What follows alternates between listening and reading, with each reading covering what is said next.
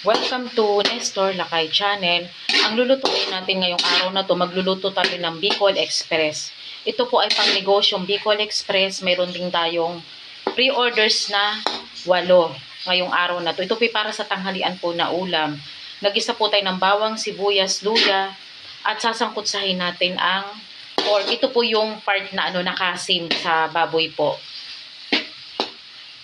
Kailangan po isangkutsa po natin muna para mas masarap po ang ating lulutuin na Bicol Express.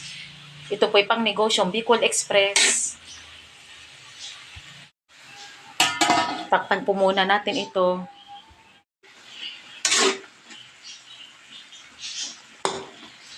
Inilagay na po natin ang alamang. 20 pesos na alamang po ang ating ihahalo dito sa ating nilulutong Bicol Express. Pag nasangkutsa natin, lagay na po natin ang ikalawang gata. Lagyan natin ng suka o vinegar.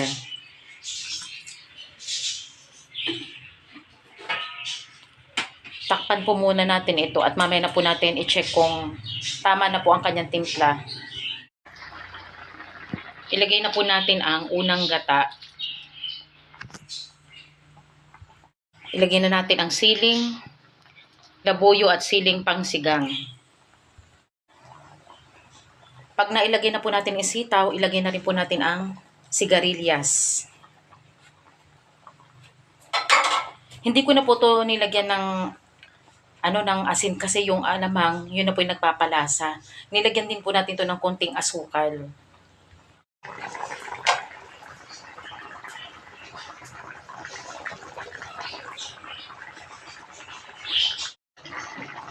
Lagyan na natin ng paminta.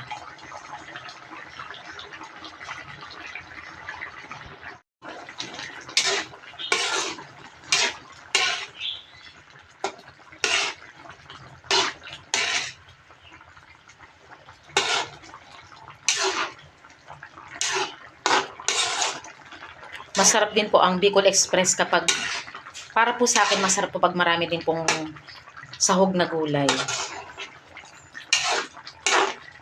Mga 10 minutes na at aahunin na natin itong Bicol Express. Kailangan ma-deliver natin ito bago magtanghalian. Meron tayong pre-orders na 8.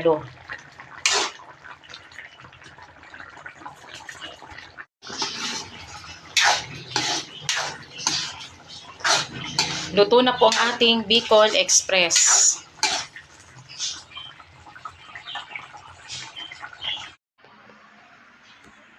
Ito po meron pong 100 ang order po.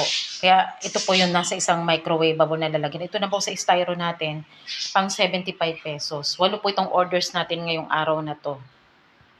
At ilalagay na po natin ang bagong luto na Bicol Express. Luto na po ang ating Bicol Express na pang negosyo. Ready na for delivery. 8 po ang ating orders ngayong araw na to. Ito, yung isa po na-deliver na po natin. Kailangan ma-deliver po ito bago mag 12 o'clock. Maraming salamat po sa panonood po ng aming channel, Nestor Lakay Channel. At huwag niyong kalimutan mag-like, share, and subscribe po sa aming channel. Maraming salamat po and God bless po sa ating lahat. Bicol Express. Ulam for today, pang negosyong lutong bahay. Maraming salamat po.